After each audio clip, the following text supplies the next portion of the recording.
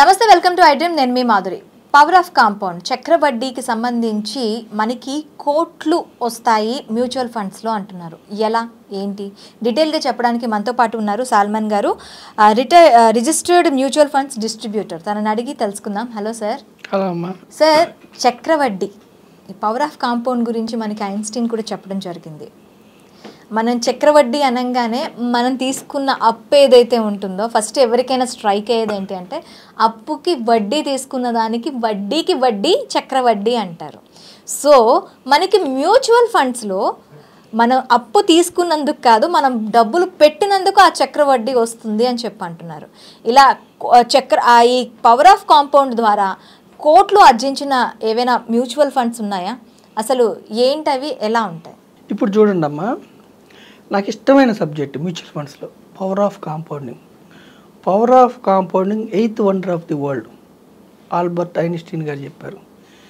8th wonder అని ఎందుకన్నామంటే అమ్మ, ఇప్పుడు రూల్ ఆఫ్ 72 అంటే 72ని వచ్చిన రిటర్న్స్తో భాగిస్తే ఎన్ని సంవత్సరాలకి డబుల్ అవుతుందో డబ్బు అని తెలుస్తుంది. 72 డివైడెడ్ బై 12. మనం సపోజ్ మనం పెట్టిన ఇన్వెస్ట్మెంట్ 12% వచ్చింది అనుకోండి అమ్మ, ప్రతి 6 ఏళ్ళకి డబ్బు డబుల్ అవుతుంది. ఓకే. 72 డివైడెడ్ బై 18% వచ్చింది అనుకోండి అమ్మ, 4 ఇయర్స్కి డబుల్ అయింది. ఓకే. 72 డివైడెడ్ బై 24 24% వచ్చింది అనుకోమ్మా ఫండ్లో, 3 ఇయర్స్ డబుల్ అయింది. ఓకే. సరే, మనం 12 జనరల్గా ఎక్కువ చెప్పొద్దు, 12% అనుకుంటే కూడా ఎవ్రీ 6 ఇయర్స్కి డబ్బు డబుల్ అవుతుంది. ఓకే. అదే బ్యాంకులో అనుకోండి అమ్మా, మనకి ఎఫ్డీలో ఆర్డీలో 7% వస్తుంది. అంటే 72/7 వేస్తే 10 ఇయర్స్ కానీ డబ్బు డబుల్ కాదు. ఓకే. అసలు చక్రవడ్డీ అంటే ఏంటి తెలుగులో అర్థం? ఇంగ్లీష్లో CAGR, compound annual growth return.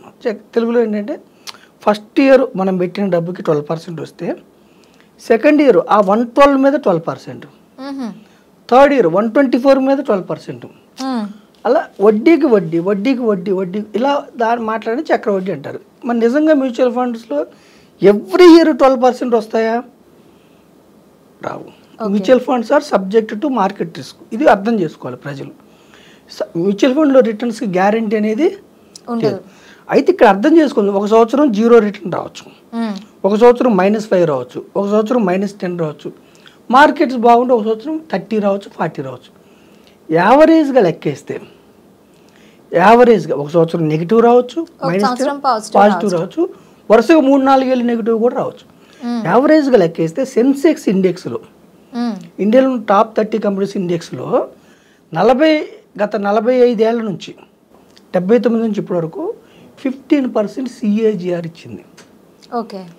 100 115 మీద మళ్ళీ 15, 130 మీద 15, అలా కొన్ని నెగిటివ్ వచ్చాయి. యావరేజ్ ఇక్కడ అన్నిటిని క్యాలిక్యులేట్ చేసుకోవాలి. యావరేజ్ తీసుకుంటే 15% వచ్చింది.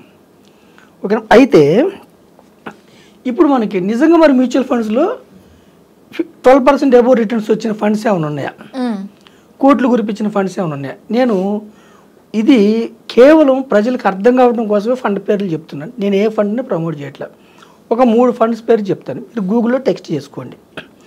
First one Nippon India growth fund. Okay. అది 1995లో స్టార్ట్ అయిందమ్మా. 1995లో ఈ రోజుకి సుమారుగా మనకి 29 ఏళ్ళు అయింది. ఓకే. 29 ఏళ్ళ నుంచి కూడా ఆ ఫండ్ ఎంత ఇచ్చిందంటే అమ్మ రిటర్ను మనకి 23% రిటర్న్ ఇచ్చింది. నిప్పన్ ఇండియా గ్రోత్ ఫండ్ 29 సంవత్సరాల క్రితం స్టార్ట్ అయింది. 23% ఫండ్ రిటర్న్ ఇచ్చింది. అంటే 23% అంటే ఇక్కడ ఏంటంటే ఫస్ట్ ఇయర్ 23 వచ్చి సెకండ్ ఇయర్ దాని మీద 23, అంటే యావరేజ్గా ఒక సంవత్సరం 100 రావచ్చు, ఒక సంవత్సరం -40 కూడా రావచ్చు. 29 ఏళ్ళలో 23% ఇచ్చింది.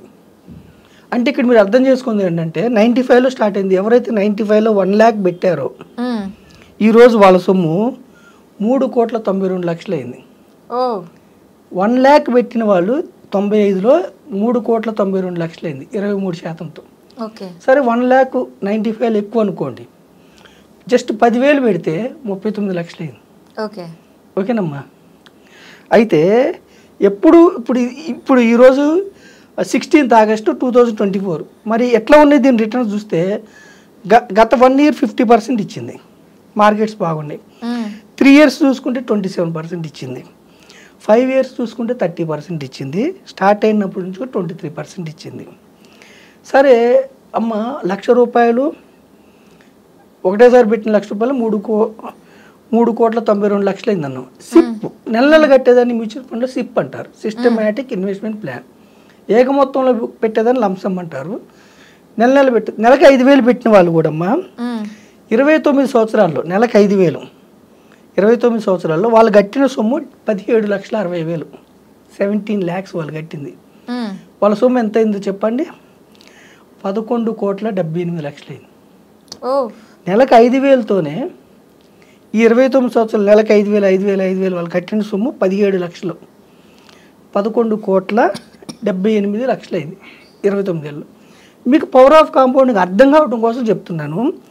28 ఇయర్స్లో 29 ఏళ్ళలో 11,78,00,000, కానీ 28 ఏళ్ళు లెక్కేస్తే వాళ్ళు కట్టింది 60,000 తక్కువ, అంటే 16,80,000 కట్టారమ్మా. 29 ఏళ్ళకేమో 17 లక్షలు కట్టారు, 28 ఏళ్ళకి 16 లక్షలు కట్టారు. కానీ 28 ఏళ్ళకి వచ్చింది 9,57,00,000. ఒక్క సంవత్సరం ఎక్స్ట్రా కట్టినందుకు, 60,000 ఎక్స్ట్రా కట్టినందుకు 2 కోట్ల జంప్ అయింది. ఇది పవర్ ఆఫ్ కాంపౌండింగ్. అర్థమైందమ్మా? 29 ఏళ్ళకి 11 కోట్లు వచ్చింది.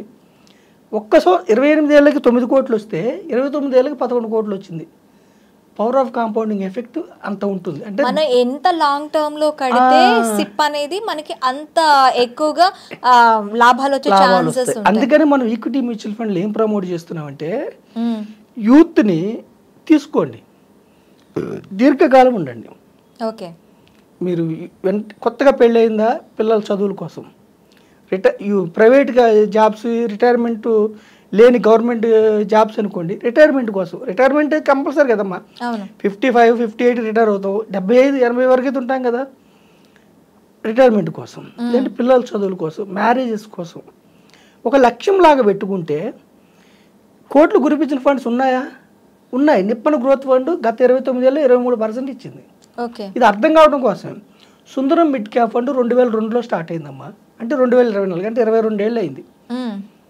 అది ఈ 22 ఇయర్స్లో 24.76, అంటే అరౌండ్ 25% CAGR రిటర్న్ ఇచ్చింది.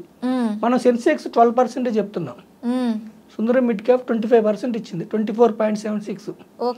ఎవరైతే ఒకటేసారి 2002లో 1,00,000 పెట్టారో 1,16,00,000 అయింది. 22 ఏళ్ల క్రితం 1,00,000 ఎవరైతే పెట్టారో సుందరం మిడ్ క్యాప్ ఫండ్లో 2002లో 1,16,00,000 అయింది ఈరోజు. మ్యూచువల్ ఫండ్ 10 రూపాయల దగ్గర స్టార్ట్ అయింది. ఏ మ్యూచువల్ ఫండ్ యూనిట్ 2002లో 10 రూపాయలు ఉన్న సుందరం మిడ్ క్యాప్ ఫండ్ యూనిట్ ఈరోజు 1316, 1,316, 24.76% ఇచ్చింది. మరి ఎప్పటికి ఇలాగ ఉంటుందా mutual fund sir? Subject market risk. మనం ఏం చెప్పట్లేదు, చక్రవడ్డీ అర్థం కావడం చెప్తున్నాం మనం. ఓకేనమ్మా, చక్రవడ్డీ అర్థం కావడం కోసం. అంటే మనకి మ్యూచువల్ ఫండ్స్ లో పెట్టడం వల్ల మన వడ్డీ, వచ్చే వడ్డీకి కూడాను వడ్డీ జత అవుతుందని చెప్తున్నారు. ఆ విధంగా కొలుస్తారు మ్యూచువల్ ఫండ్ రిటర్న్స్, CAGR పద్ధతిలో కొలుస్తారు. ఈ సంవత్సరం 20% వస్తుందని నెక్స్ట్ ఇయర్ 20% వస్తుందని కాదు, నెక్స్ట్ ఇయర్ నెగిటివ్ కూడా రావచ్చు. లెక్కించడం యావరేజ్గా CAGR పద్ధతిలో లెక్కిస్తారు. అలాగే ఫ్రాంక్లిన్ ప్రైమ్ ఫండ్ అని ఉందమ్మా, అది 93లో స్టార్ట్ అయింది, 31 ఇయర్స్ అయింది. అప్పటి నుంచి కూడా 20% ఇచ్చింది. అంటే ఇవి ఎగ్జాంపుల్స్ చెప్తున్నాం మనం. 12% లెక్కేసుకుంటే కూడా మ్యూచువల్ ఫండ్స్లో మంచి రిటర్న్స్ వస్తున్నాయి. ఎందుకు వస్తున్నాయి అంటే ఇన్ఫ్లేషన్ 7%, ఇన్ఫ్లేషన్ బీట్ చేసే రిటర్న్స్ వస్తున్నాయి. మరి గత చరిత్రలో వచ్చిన ఫండ్స్ ఏమైనా ఉన్నాయంటే ఇవి మనకు నమ్మకం కుదరడం కోసం ఒక ఎగ్జాంపుల్ ఇస్తున్నాం, అంతేగాని మనం ఇవి తీసుకోండి అని చెప్పట్లేదు ప్రజలకి. ఫ్యూచర్లో కూడా ఇలా వస్తాయని చెప్పట్లేదు, ఇలా వచ్చినాయి.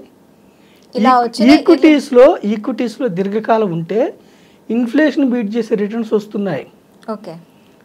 Sir equity mutual funds 0 above, equity mutual fund సంస్థలు దివాలా తీసి వెళ్ళిపోవడం ఉండదు. కాకపోతే ఇక్కడ ఇంకొకటి అర్థం చేసుకోవాలి, ఏ కంపెనీ అయినా లాస్ వస్తుంది అనుకోండి, అంటే ఇన్వెస్టర్స్ కాకుండా కంపెనీకి లాస్ వస్తుంది అనుకోండి, ఓకేనమ్మా, వాళ్ళు ఏం చేస్తారంటే ఆ మ్యూచువల్ ఫండ్ సంస్థ నుంచి వెళ్ళిపోవాలనుకున్నప్పుడు సెబీ దగ్గర పర్మిషన్ తీసుకొని ఇంకొక సంస్థను తెచ్చి ఆ సంస్థకి అప్పగించి వెళ్తారు. ఇప్పుడు ఒకప్పుడు రిలయన్స్ మ్యూచువల్ ఫండ్ ఉండేది అనిల్ అంబానీ గారు.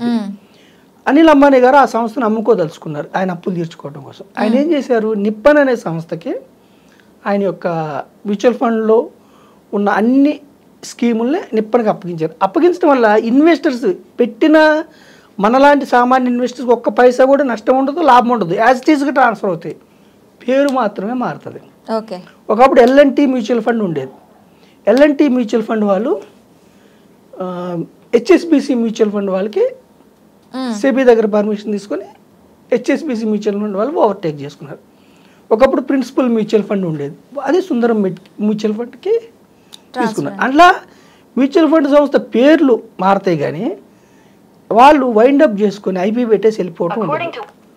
ఓకేనా. పైగా మ్యూచువల్ ఫండ్ సంస్థలో ఈక్విటీ ఇన్వెస్టర్స్కి, డైవర్సిఫైడ్ ఇన్వెస్టర్స్కి డబ్బు జీరో కాదు. ఓకే. పైగా దీర్ఘకాలం 10 years పైన ఉంటే ఇన్ఫ్లేషన్ బీట్ చేసే రిటర్న్స్ వచ్చే అవకాశం ఉంది, కానీ గ్యారంటీ కాదు, రిస్క్ తక్కువ. మనం హార్డ్ ఎర్నెడ్ మనీ అమ్మ, కష్టపడితే కానీ డబ్బు రాదు ఎవరికి. అవును. డెరివేటివ్స్లో పెట్టి జీరో చేసుకోవటం ఎందుకు, ఇంట్రాడేలో పెట్టుకుని జీరో. మ్యూచువల్ ఫండ్స్ లో పెట్టుకున్న 100 రూపాయలు కూడా సేఫ్ అనే అంటారా మీరు? నేను ఒక మాట చెప్తానమ్మా, నా దగ్గర ఒక ఇన్వెస్టరు 2016లో నెలకు 500 సిప్ స్టార్ట్ చేశాడు. 2016లో ఓకే. ఒక్క నెల కట్టాడు. సిప్ అంటే నెల కట్టాలి, ఏదో ఇబ్బంది వచ్చి ఒక్క నెల 500 కట్టారు. ఈరోజు 2000 రూపాయలు అయింది. ఓకే. 2016లో స్టార్ట్ చేసి 2024 8 సంవత్సరాల్లో 4 రెట్లు పెరిగింది. ఓకే. 500 కట్టాడు కాబట్టి 2000, 10 లక్షలు కడితే 40 లక్షలు. మ్యాథమెటిక్స్. అయితే ఇక్కడ నాకు నచ్చిన అంశం ఏమిటంటే 500 రూపాయలు కూడా ఒక్క నెల కట్టిన సొమ్ము కూడా ఈ కెన్ విత్డ్రా, అతని కష్టార్జితం వృధా పోల తీసుకోవచ్చు. పైగా 30 నుంచి 50 కంపెనీలో పెర్ఫామ్ చేస్తుంది. 500 కట్టిన సొమ్ము కూడా 2000 అయింది, తీసుకోవచ్చు. అతని కష్టార్జితం. మ్యూచువల్ ఫండ్లో బిగ్గెస్ట్ అడ్వాంటేజ్, ఎప్పుడైనా డబ్బు తీసుకోవచ్చు, ఎప్పుడైనా స్టాప్ చేసుకోవచ్చు. ఓకే. ఇన్వెస్టర్స్ ఫ్రెండ్లీ ఉంటుంది, అందుకే మ్యూచువల్ ఫండ్స్ సహీ అయ్యాయి. నిజమే మరి మ్యూచువల్ ఫండ్స్. ఓకే అమ్మా. అంటే నేను యూత్కి చెప్పేది ఏమిటంటే, తెలిస్తే ఓకే డైరెక్ట్ స్టాక్స్కి వెళ్ళండి, గుడ్ ఇన్వెస్ట్మెంట్. 1 year పైన ఉండండి, స్టాక్స్ చూసుకోండి, ఏ స్టాక్ బాగుంది, కంపెనీస్ బాగున్నాయి, ఏది స్కామ్స్ అవుతుంది చూసుకోండి. స్టాక్స్ కొంతవరకు నయమే. డెరివేటివ్స్ ఇంట్రాడే మాత్రం సబ్జెక్ట్ ఉండాలి. ఎంత సబ్జెక్ట్ ఉంటే కూడా కొంతమంది బోల్తా పడతారు, ఒక్కోసారి జీరో అయిపోతాయి. సెబీ వార్నింగ్ ఇస్తుంది, ప్రతి ట్రేడ్లో వార్నింగ్ ఇస్తుంది. Equity mutual funds high returns రావు, హై రిస్క్ ఉండదు. 12%, 15% వస్తున్న ఫండ్స్ 100 ఉన్నాయి, 1000 ఉన్నాయి. ఓకే. ఒక డిస్ట్రిబ్యూటర్ ద్వారా వెళ్తే ఓకేనమ్మా, నెలకు 5000తో కూడా you can earn very good amount after long time. Okay sir, thank you very much. Thank you అమ్మా.